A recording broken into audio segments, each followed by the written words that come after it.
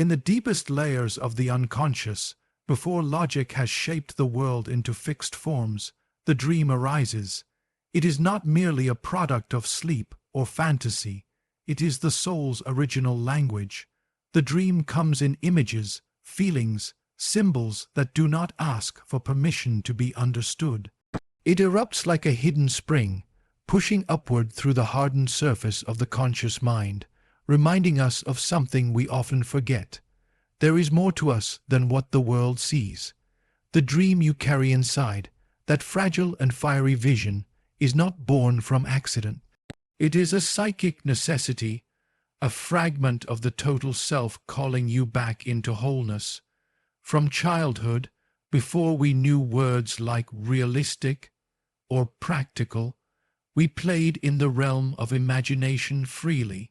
That world wasn't separate from our truth. It was our truth. And then slowly, layer by layer, expectation, conformity, and fear began to wrap around us like a cocoon. We stopped speaking in symbols and started thinking in strategies. We stopped dreaming out loud, but the dream did not die.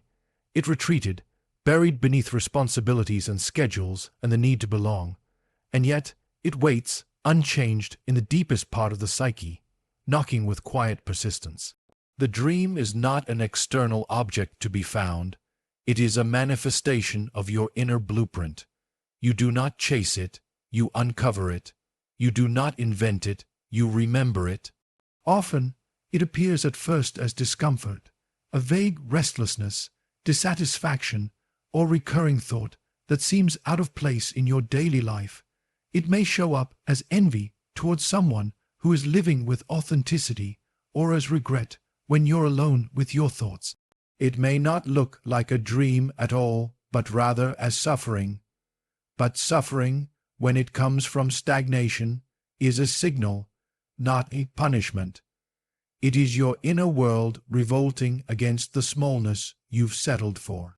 When people tell you your dream is too much, too big, or too unrealistic, they are not rejecting the dream. They are rejecting the part of you that refuses to conform. The external world resists what it cannot control, and the dream is a wild force. It belongs to no system. It doesn't make sense to the ego because the ego prefers control, predictability, approval.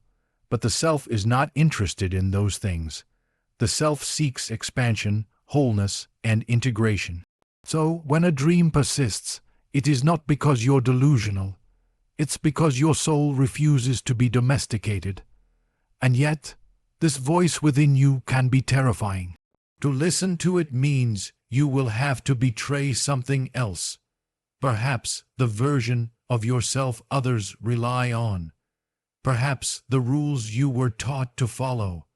Perhaps even the comfort of remaining invisible. Every dream carries a cost, and the first payment is almost always rejection, rejection by others, rejection by institutions, sometimes even self-rejection as the ego clings to its illusions. But just because something is difficult does not mean it is not real. In fact, the more resistance you face, the more likely you are dancing at the edge of transformation. When we dismiss our dreams, we are not being humble. We are being forgetful. We forget that the dream is a map, and that it comes from the part of us most connected to the divine, to the eternal. There is no version of you that is fully alive without this dream. It is not a side project. It is the lifeblood of your becoming, and it speaks whether you want to hear it or not. Some people hear it and run. Others hear it and bury it beneath distractions, careers, or false identities. But a few those willing to suffer consciously. Listen, they go inward.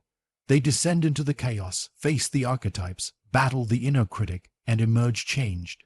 You will know it is your dream not by how much applause it receives, but by how much silence it demands. It will not always feel good. Sometimes it will feel like madness. But what others call madness is often just the refusal to live half alive. The dream invites you to return to the origin point of your being, before the world told you who to be. It invites you into dialogue with the unconscious. It is both wound and healer, both path and companion. It is the deepest form of inner dialogue, the soul speaking in symbols too ancient for language. To fight for your dream, then, is to fight for the most authentic part of your being, not because you're entitled to an easy life, but because your life means nothing without this inward alignment. The outer world is noise, the dream is signal, but the signal is soft at first. You must be still enough to hear it, and courageous enough to respond, not with answers but with surrender, not with guarantees, but with faith in what you've always known, even when you didn't understand it. Asterisk asterisk, the shadow of comfort is the enemy of purpose asterisk asterisk. The path of the dreamer is rarely blocked by external enemies. It is nearly always sabotaged from within. And the most dangerous of these inner saboteurs wears a friendly face. It is not fear, nor laziness, nor ignorance that most often derails a soul from its true path. It is comfort, the soft pillow of routine, the predictable warmth of staying the same. Comfort is the siren song that lulls you into forgetting your hunger. It wraps around the psyche like a warm blanket, quieting the inner voice, muting the longing for meaning, and creating the illusion that stillness is safety. But what comfort never tells you is that this stillness is not peace, it is paralysis. The psyche longs to expand. It wants to push into new territory, to evolve, to become more whole. That is the drive of individuation, the movement of the self toward integration. But this movement is not smooth. It is disruptive. It threatens the status quo, and so the ego, which thrives on control and stability, partners with comfort to resist change. It begins to whisper familiar stories. Now is not the right time. You don't have what it takes. Why risk what you already have? These narratives are not logical arguments. They are defense mechanisms, because the ego knows that to pursue your dream means death, not literal death, but symbolic death, the kind that burns away old identities, outdated roles, and inherited expectations. The dream is a force of fire. It consumes what no longer serves the soul, and comfort fears the fire. So it builds walls, distractions, rationalizations, excuses, even noble sounding responsibilities. The dreamer wakes up and thinks, I'll begin tomorrow. But tomorrow becomes next week, next year, next life. Comfort is not content with merely delaying your purpose. Its true goal is to bury it, to convince you that survival is enough, that fitting in is safer than standing out, that numbness is better than the ache of longing. And over time, if you listen to comfort long enough, you begin to believe that your dream was just a phase. You forget that it was ever real. But within you, the deeper self remembers, and the memory does not fade, it festers.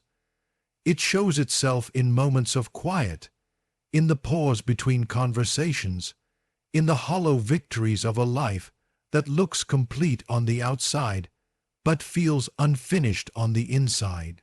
You begin to sense that your life is being lived in a loop, not because you lack discipline, but because you are obeying the hidden God of comfort.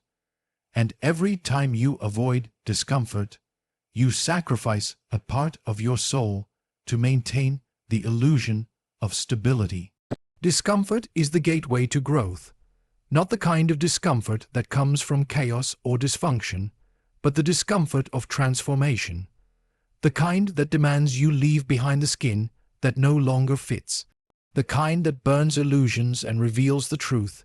You must understand that when you begin to move toward your dream, resistance will come, not because you're doing something wrong, but because you're finally doing something real.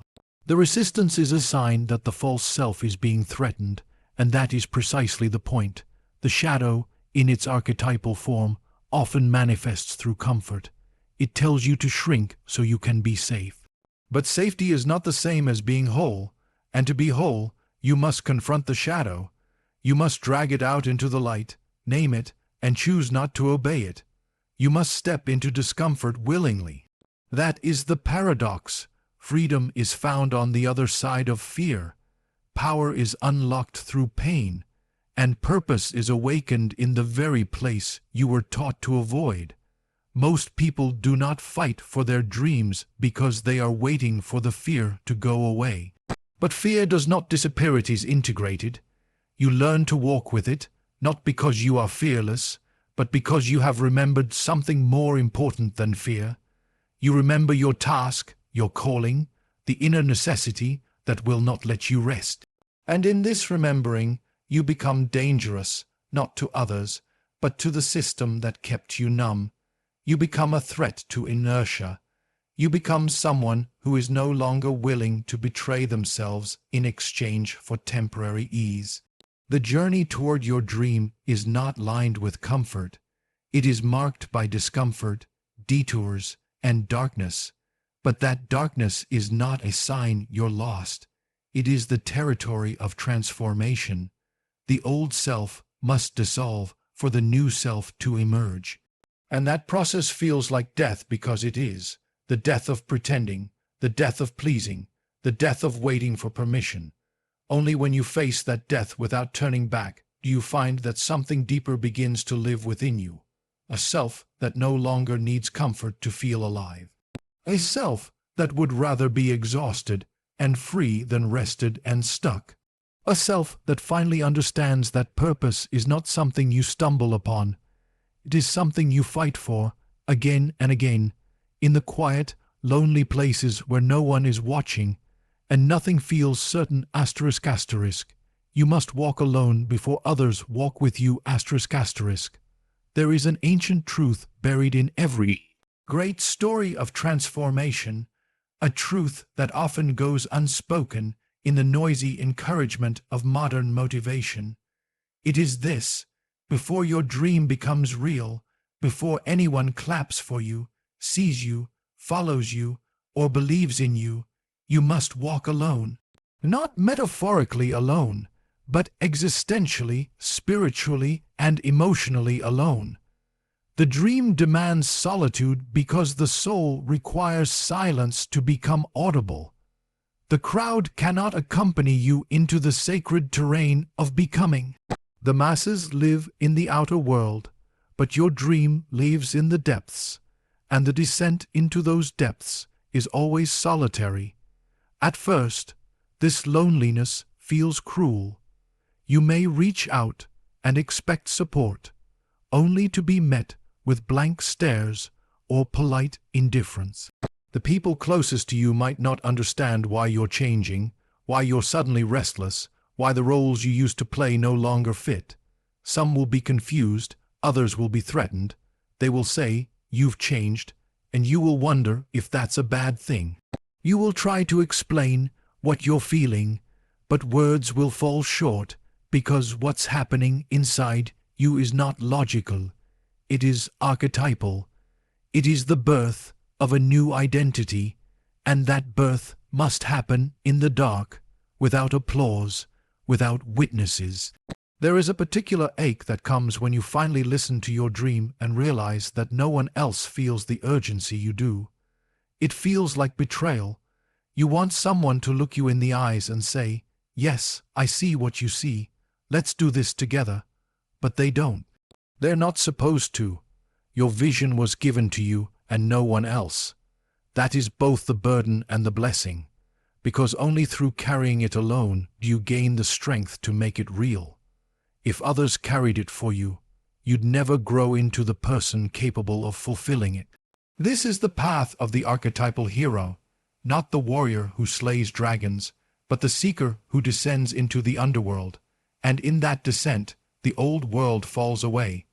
The dreamer begins to lose interest in surface-level things. Conversations that once felt engaging now feel empty.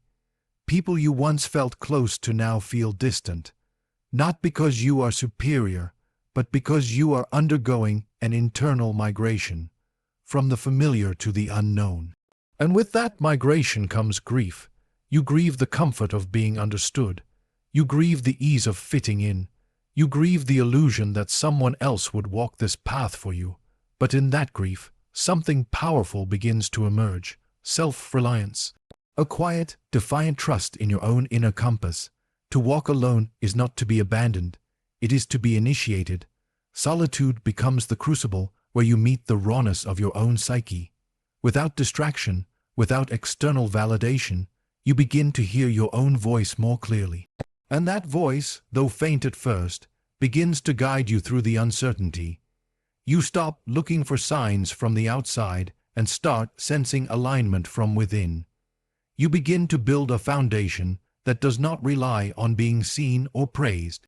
And in doing so, you become unshakable. There will be moments on this path when doubt feels louder than truth.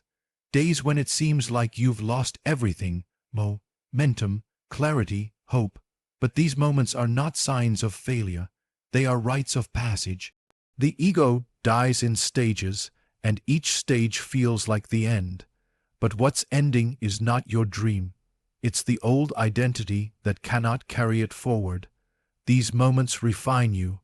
They burn away the parts of you that were chasing applause, needing approval, or acting out of fear.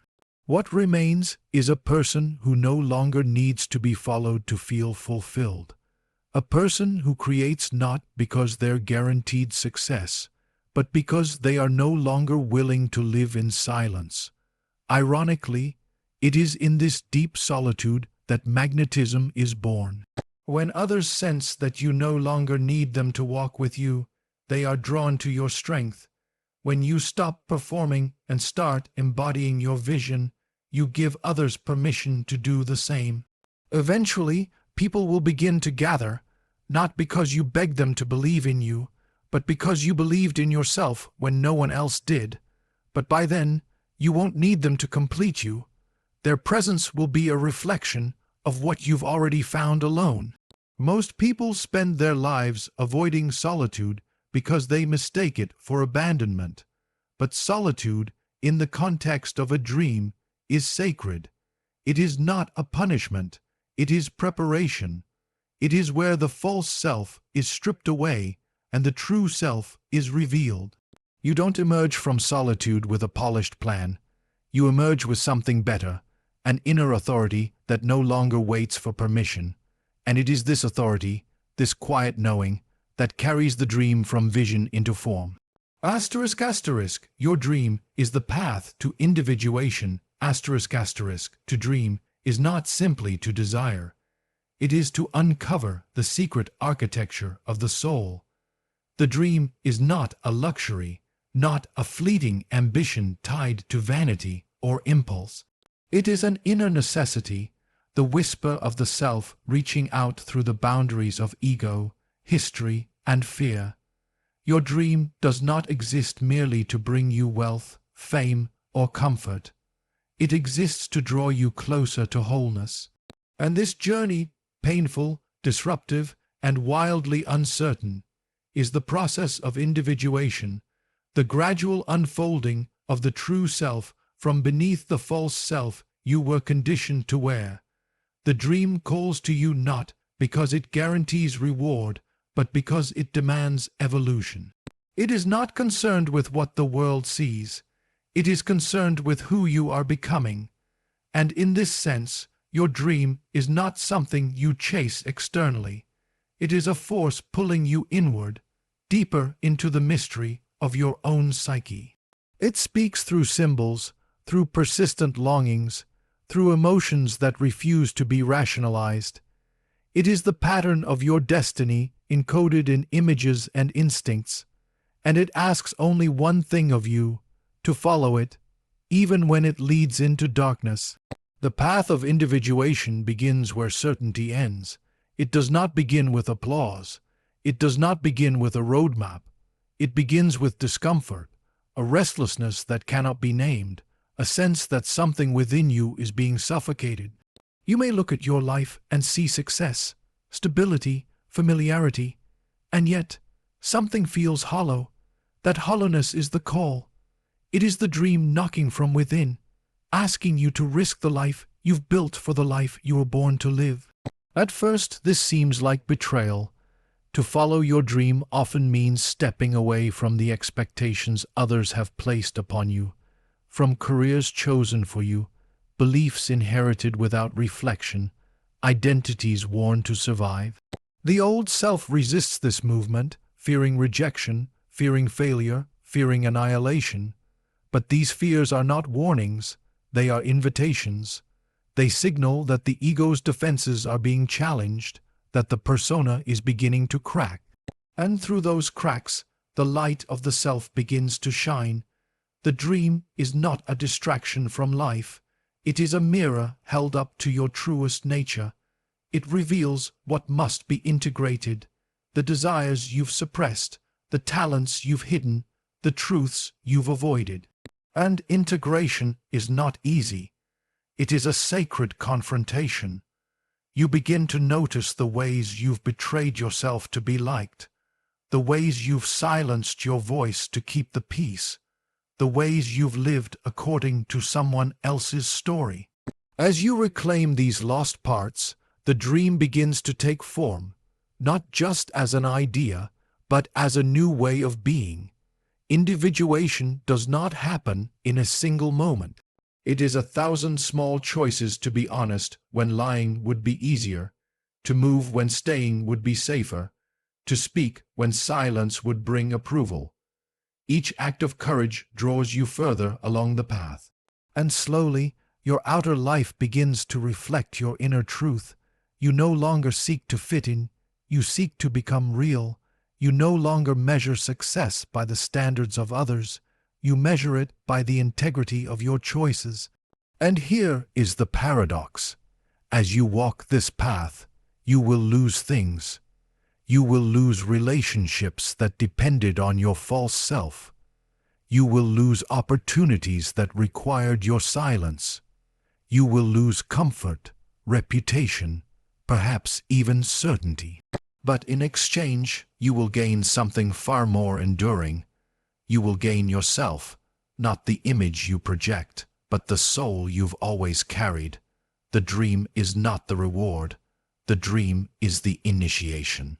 It is the teacher that strips you of illusion and brings you into communion with your essence.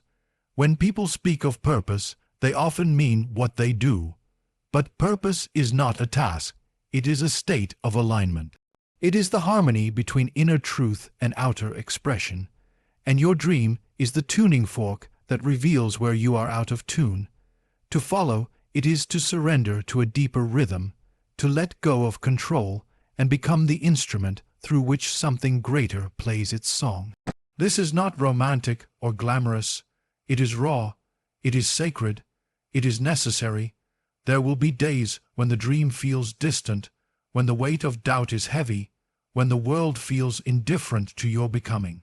But these moments are part of the work. They are the pressure that refines you, for the self does not emerge in comfort. It is forged in friction, and with each step toward your dream, you do not become someone new. You become someone ancient, someone original, someone whole. The dream is not what you achieve. It is what you remember.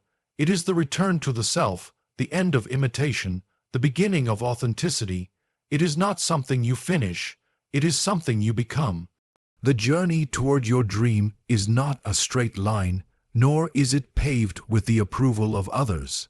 It is winding, often lonely, and littered with doubt, but it is yours, and that makes it sacred. From the moment your dream first whispers to you, it begins a conversation with the deepest layers of your psyche. It is not asking you to become someone else.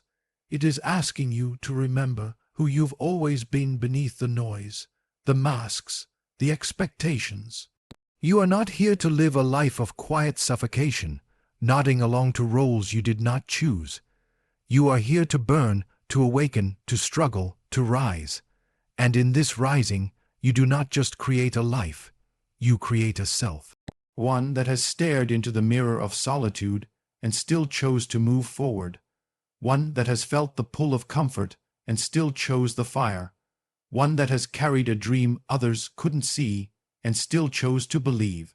This path is not for everyone, but if you feel it calling, you already know that it's for you.